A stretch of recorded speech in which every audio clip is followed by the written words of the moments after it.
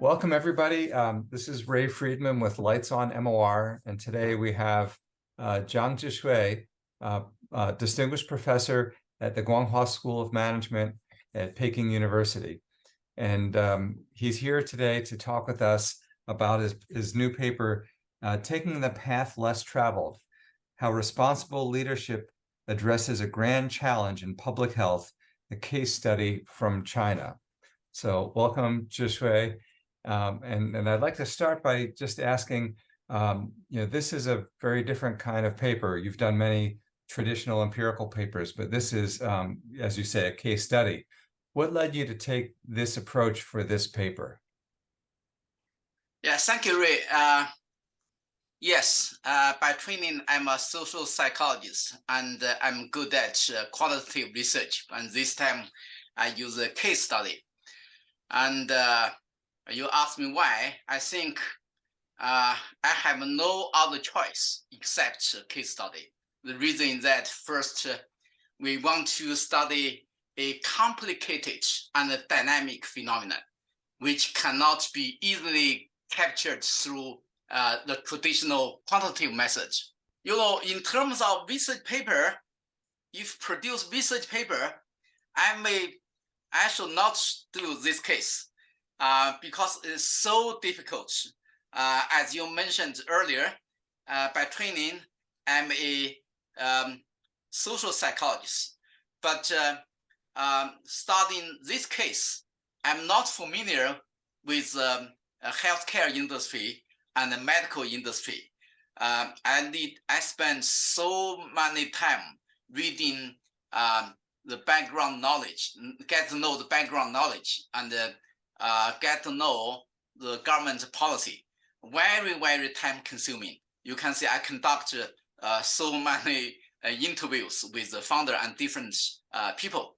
The phenomena you're talking about in China is really quite important and fascinating. The idea that patients in China are not as willing to use, class one, lower tier hospitals in medical centers, and they all want to go to class three, higher tier hospitals, even for simple problems, and that overwhelms the healthcare system at the top end. Can you say more about this phenomena and how this can possibly be resolved with better accessibility of testing, medical testing in the class one hospitals? Yeah, that's a very important question. And actually answering to this question can provide the background knowledge of this paper. I may spend some time to make it. As we wrote in the paper, there are rated hospitals and unrated grassroots medical institutions across China. The rated hospitals are classified into class 3, class 2, and class 1 hospitals. The class 3 hospitals are equipped with advanced equipment, including medical diagnostic testing facilities and better personnel and professionals. While the remaining hospitals with lower level and including grassroots medical center, they have only basic equipment and can only serve for the patients for common and chronic disease. As class 3 hospitals consist of only about 10% of hospitals in China, the demand and supply gap in medical service has become a significant challenge. To tackle this problem, Chinese government promotes a hierarchical diagnosis and treatment system, so-called HDTS. This system encourages patients to first seek care at class 1 or even grassroots medical center, which could then refer or transfer patients with severe disease to the higher level hospitals. So in this way, the government expects that medical resources can be shared more efficiently. And I remember in the paper you were saying that even whatever testing they've done at the lower tier hospitals, if someone goes to the higher tier hospital, that they redo it all again. Yes, because the low level hospitals diagnostic testing results usually are not recognized by higher level hospitals. So when patients with severe diseases are transferred to higher level hospitals, the higher level hospitals ask them to do the whole process once again. So you can see with this kind of condition, patients do not have concern about lower level hospitals and they did not want to go there. So even, that just reinforces the perception that lower tier hospitals aren't really good hospitals when they hear that you have to redo all the tests. They don't trust the tests. So that just reinforces the desire to keep going to the higher tier hospitals. Correct. That's a common understanding and consensus among Chinese patients, but that's true. And the facts reinforce their common understanding. Yeah. So the challenge that needed to be addressed by Yong Zhang, who's the founder of Yunkang company, is to have a system that's developed that allows for more effective and reliable and trustworthy testing at lower tier hospitals, even though they can't have as much infrastructure as one of the top tier hospitals. Yeah, what he has done is to establish a set of standardized rules and quality management system that is applicable across different levels of the medical institutes and also widely recognized by the different level institutes. That's what has done. You can see this should not be a task by a private company. That should be, the industry or the government issue. Mm-hmm. And I understand from the case that the traditional way of doing medical testing and organizing it really concentrates the testing in bigger cities and creates more profit because of that for the company, and the willingness to have kind of more access, building up a system in smaller hospitals in more rural areas is actually a sacrifice of profit for the company. Yes, exactly. As I mentioned in the paper, starting from 2009, the Chinese government, to solve the problem we mentioned just now, they encourage private capital to establish the independent clinical center, provide standardized testing results for hospitals. But most players in this industry, they adopt a outsourcing model. That means just provide service for large hospital, usually class 1 or class 2 hospital.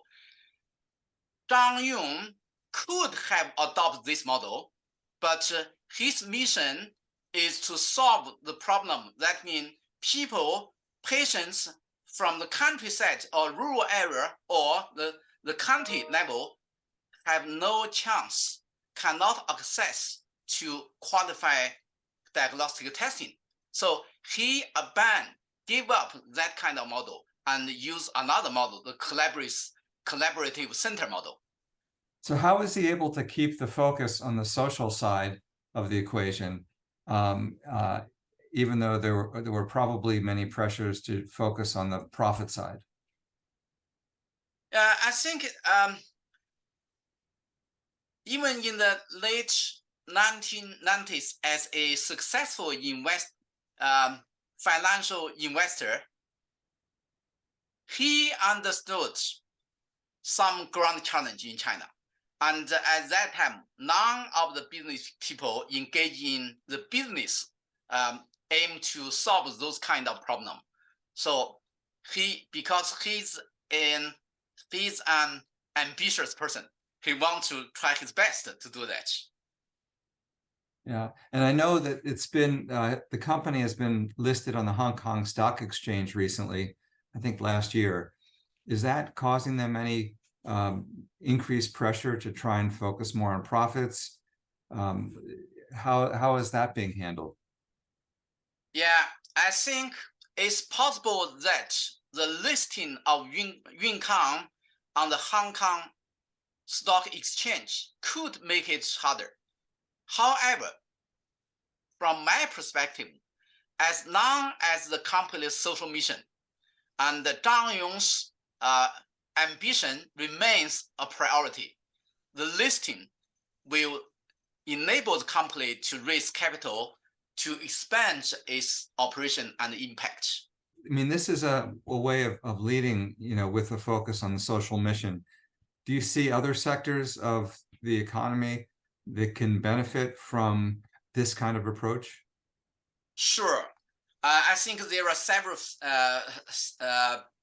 sectors that could benefit from the social mission or social entrepreneurs practice. For example, education. Despite significant progress in improving access to education, many children in China, particularly in rural China, still face barriers to qualified education. And I think by adopting the similar model, entrepreneurs or social entrepreneurs could do something, including, for example, creating low-cost education materials, providing teacher training program, and implementing technology-based training platform. That's the first one. The second one is the rural development. Well, the Chinese government has made significant progress in rural development in the past decades, but there's still significant income gap between the rural and the urban residents. So entrepreneurs can create new economic opportunity. For example, developing agriculture business, promoting ecotourism, and even supporting local artisans. So this is the second sectors. The final sector, you may understand that that's environmental protection, particular the carbon reduction. Have you taught this as a case in your executive or MBA classes? Yes, I share this case with the Kellogg Guanghua English EMBA program about half a month ago. And students, particular students from the medical industry and the healthcare industry, they told me the field, what Zhang Yong has done was amazing, very difficult, very challenging, but he finds a workable solution to address the grand challenge. And are you starting to see a shift of trust in the lower tier hospitals now, or is it still going to take time? Right now, you can see the lower level hospital and the grassroots medical center get more and more, attract more and more patients. Well, Zhi-Xue, thanks so much for helping us learn about this important case and sharing with us your experience writing it and researching it. And we'll look forward to more work in MOR. Okay, thank you, Ray, for conducting this interview. It's a pleasure that our paper was chosen by you for the fascinating lesson on MOR.